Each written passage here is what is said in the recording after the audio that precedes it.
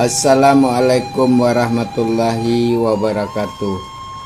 Dun sana kasedonyo basobok baliak kita di Minang Mustika Jaya Channel. Untuk kali ko kita akan menghibur diri sambil baraja bagurindam melanjutkan gurindam karya Mama Rudi Caniago. Dalam situasi yang kinilah PPKM lo balik lah dolo varian-varian baru namang ganas dan ganas yang menakuikan sarato cuaca nan buruk yang membuat kesehatan kita menurun. Marilah kita sama-sama menjaga kondisi badan kita. Baiklah kita cuba bagurindam membaca gurindam yang ditulis de Mama Rudi Caniago. Mari kita dengarkan. Sebelum ijab kabue di muku kali, simaklah dulu padek-padek lata batik mamak mambuik janji ketukuk pasan dan mamak kue. Menolak kemenakan kata mamak penyambung kaum rumah gadang. Mamak tahu kan akan bijak paham posisi gading Minang. Senyampang tibu di rumah tangguh awak nambukan supiak dulu. Bakawan di belaga mengambil serupu masih tinggal ibu. Sekali ijan saroman itu ini awaklah bini orang. Petanyo malah kalau nak tahu petanyo ke orang yang lebih kadang. Pandai-pandailah bakame elok-elok kok memasak. Pulang lagi dari bakure sambil malah jok segala rancah.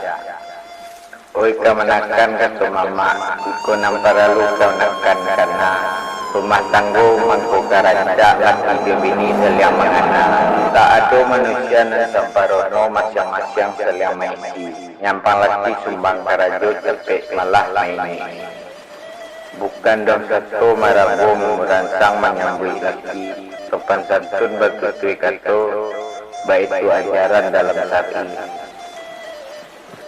Sabana wajib menghormati laki samantang indak bakkan hati. Kalaulah sudah terkedi diri jalani malah penuh hati. Orang dua menjadi cie lah pasti lain sakit mako saukwe sependapat pahami pasangan lambe-lambe. Ibarat kayu ke orang kabe dikuncang mako kepada salisya kato lain pendapat bisinan sepakai di pabrik. Bak pameo orang dahulu ditumbuak mangko dindang bersilang kayu dalam tungku di sinan api mangko nyogara. Apa saja bisa betul nyampanglah berjalan rumah tanggo. Biar mendadak menjadi kayu atau rezeki datang menghijau. Bak ayam mengakai batu ataupun burung mencoto orang siang. Galih dijual tak kunjung laku, segala usolah kalah sayang. Tanda rumah tangga sedang diuji karena yang sedikit sedionya. Usah dahulu berpetasi pelapang malah dadonyo gitu. Atau mungkin kayu balabiah baroda sedang diantih pada masa jaguang mopiah dagang laku apa digale. Hati-hati tibu di tikus, selisiah jok terjadi piti banyak dilaku tibu ujian barek balaki bini. Bukan tarambau di gurun karyam tapi tagalam di sabit susu. Laki bini menegakkan tiang ulah kehidupan yang telah maju. Itu nang kadingi bana di paci are di gagam saguah. Tagolek di jalan data telenggang jatuh ulah penuh. Itu saja kini dahulu untuk ada pemapaik disambung balik lain waktu doakan malah mama nasihat. Itulah gurindam pasan Mama kapado kemanakan padusi yang ditulis oleh Mama Rudi Caniago. Mungkin terdengar kurang pas, namun iko untuk menghibur-hibur diri dan sekalian baraja bagurindam. Harap dimaklumin di sana ateh kekurangannya tersebut.